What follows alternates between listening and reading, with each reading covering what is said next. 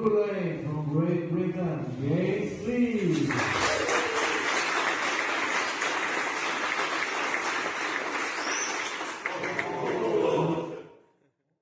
Hello, welcome to another CleaveTech tech tip, and you've joined us for part 2 of my little tech tip about Formula 1 at the 2022 ISRA World Slot Car Championships.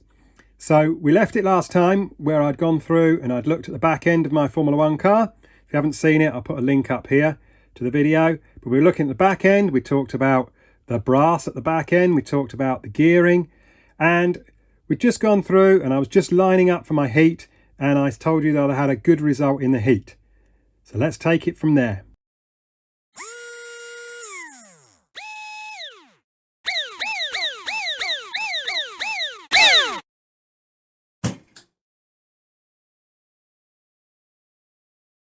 So we'll move from the back of the chassis to the front of the chassis. And let's have a look underneath here. You can see. Let's take a look at the braids to start with. These are the braids that I finished the world final with. You can see there's not a lot of burning there. They're in pretty good condition, looking quite nice. And to be honest, I think I only changed braids in my Formula 1 car once during the whole of the Formula 1 event. I think I put a fresh set in after the heats because I didn't bother putting a fresh set in after the practice sessions. The car was fine. So I did put a fresh one braid in, I think, after the heats. And these braids have done semi and final, and there's nothing wrong with them at all. But you can see at the front end here some little damage on the front wheel here, on the tyre that goes around the front wheel here. I must have taken a knock. I must have caught another car and it damaged the sponge on the front wheel.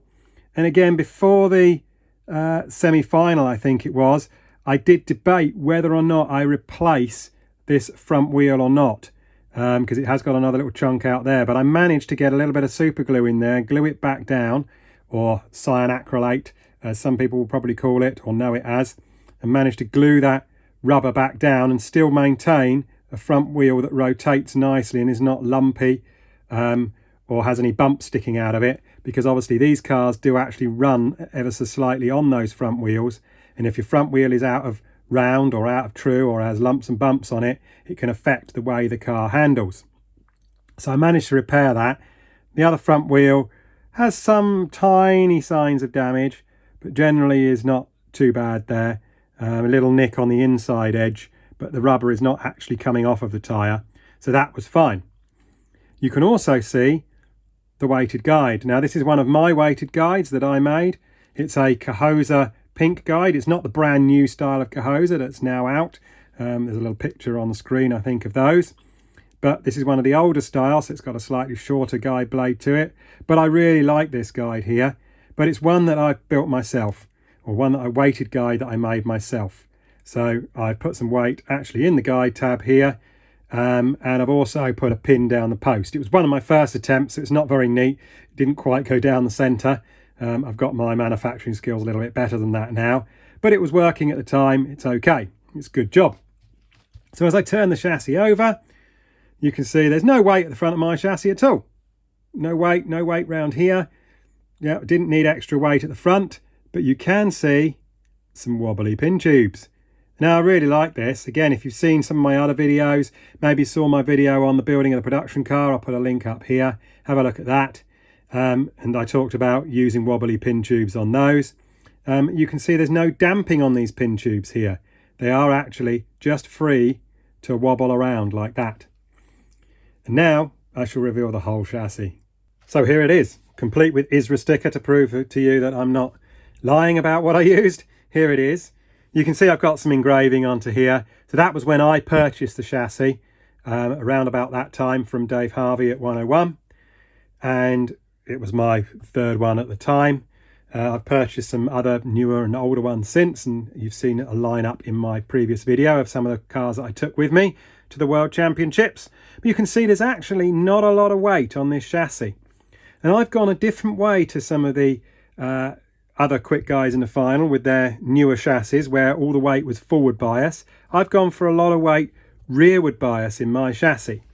Now you can see it's not, again, it's not very thick lead. It is pretty thin. It doesn't stick up from the chassis very much, but it does cover the inside of the rear of the pans and a little bit here on the outside part of the rear of the pans. So I've gone for quite a lot of weight towards the rear of the chassis rather than the front. I suppose some of this depends on driving style. I like my car to be very in line. I don't like my cars to wave around at the back end like this.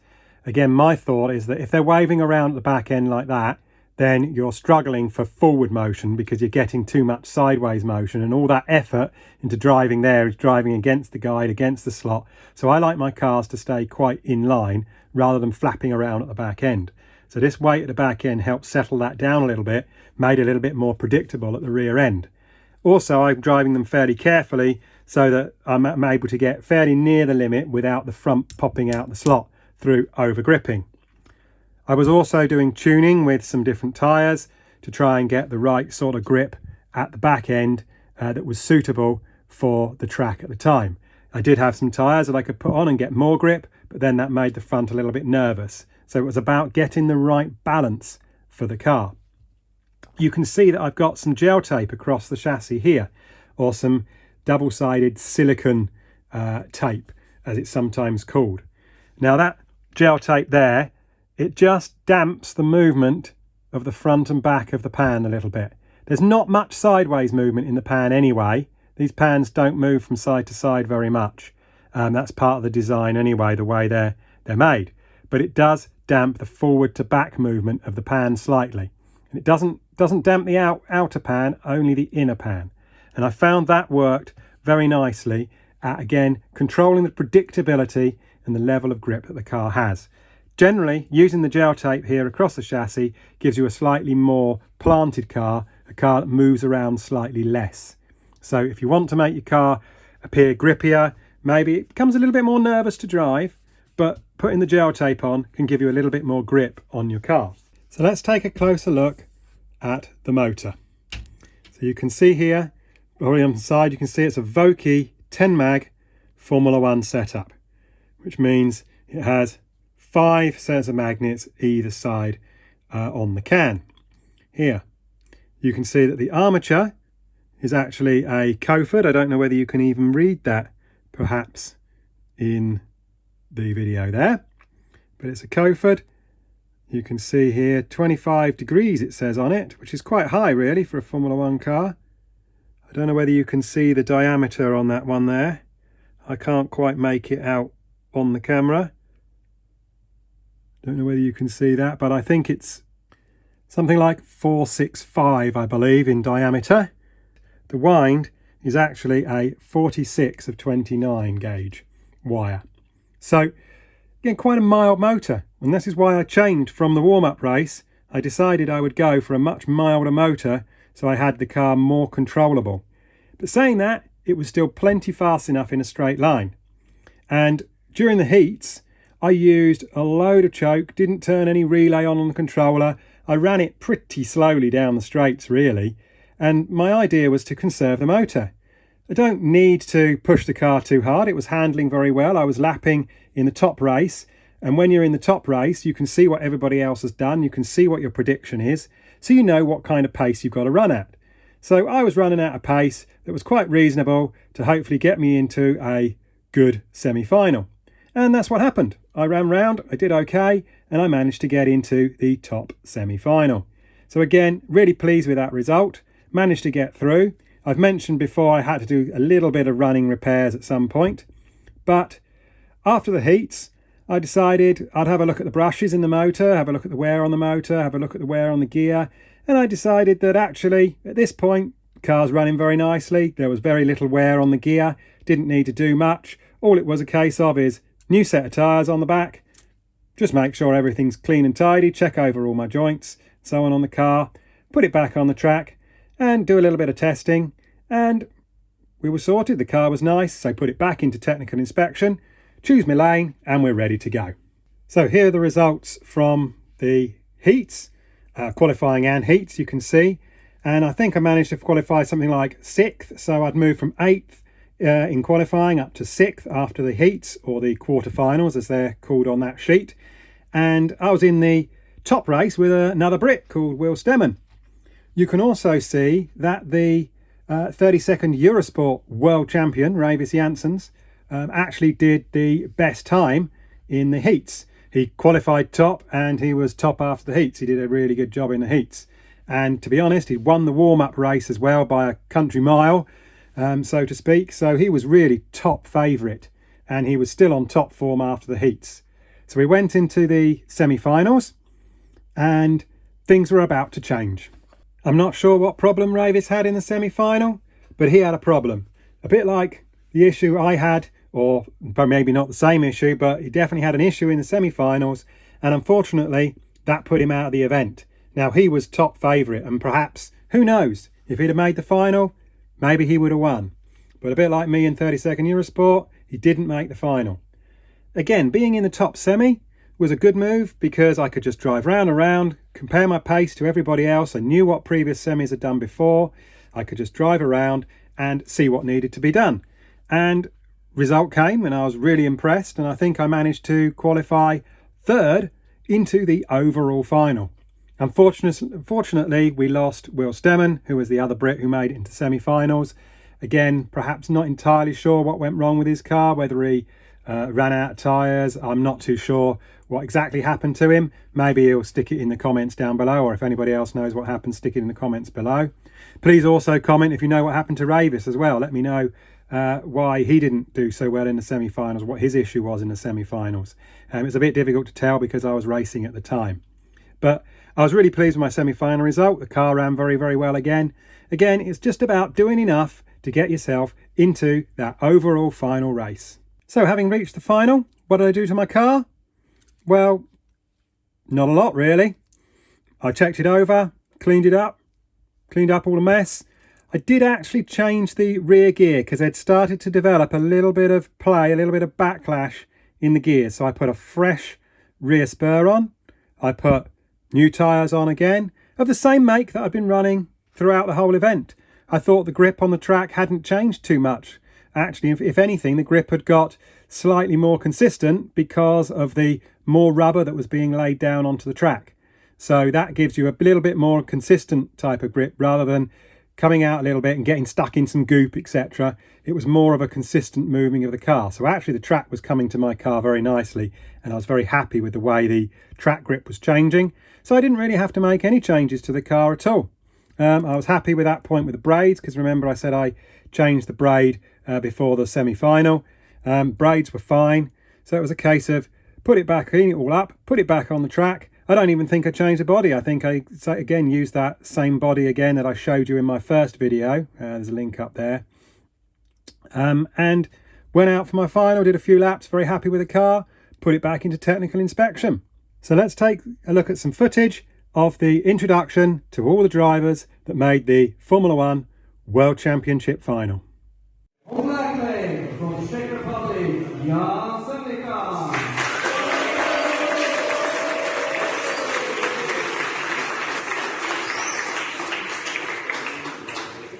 On purple lane from Latvia, Martin Remekon.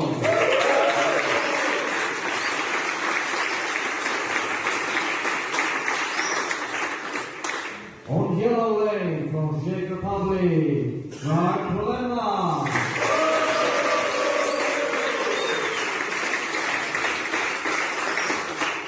On blue lane from Great Britain, James Lee.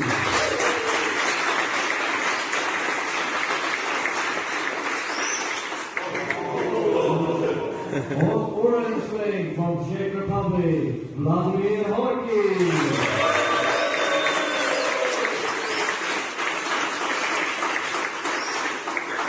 On green lane from Lithuania, Indrikas Budrys.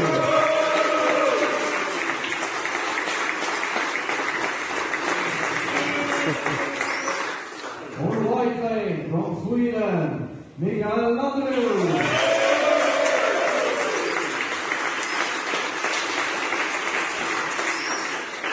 On red lane from USA, Justin Colvin. Yeah!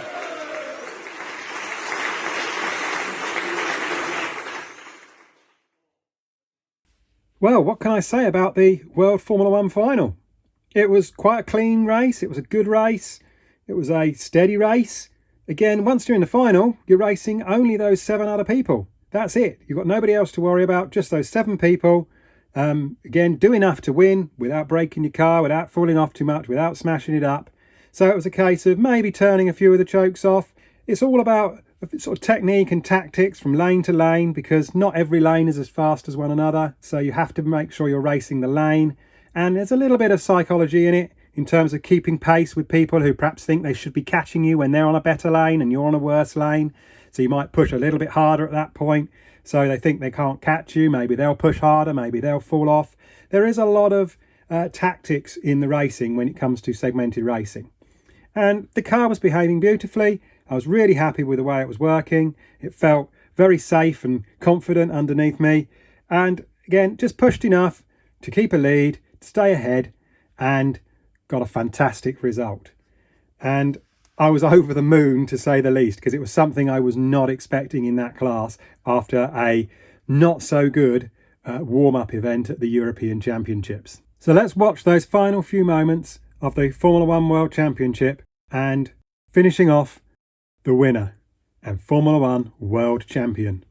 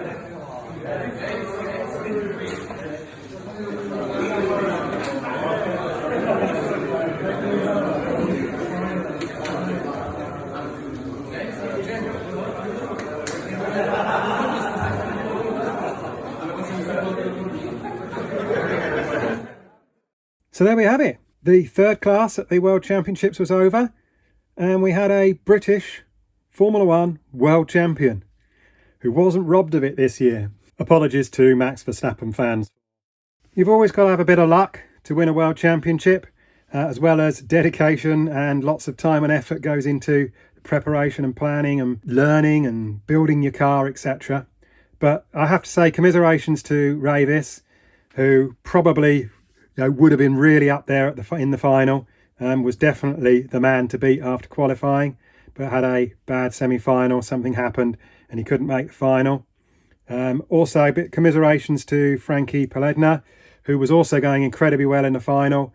I think he had a bit of an accident, bit of a body issue at the back of his car, cost him a few laps, gave me a comfortable lead, and I was able to just hold that lead from him then from that point onwards. But remarkable result for him, coming back from quite a long absence of slot racing to do so well at the World Championships. So well done, Frankie. I am sure you'll be back next year, even stronger than you were this year. But thank you to everyone. Thanks to the UK team. Thank you to my better half, Lindsay, for all the support she's given me, and Gavin and the other UK team members over there that helped me out throughout the whole week. But at this point, there was still one class to go. So what happened in 24th Eurosport? Well, you'll have to wait for the next video to find out. As this is a tech tip video, I might as well mention the tyres that I used on the car as well.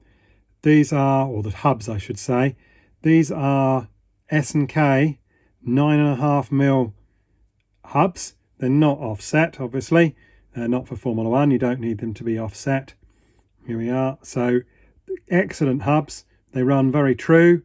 And if you haven't seen my video on gluing up tyres and hubs and making your own tyres, have a look up there, have a look at that video there. But again, I did balance these. This one was actually really good and required virtually no balancing at all.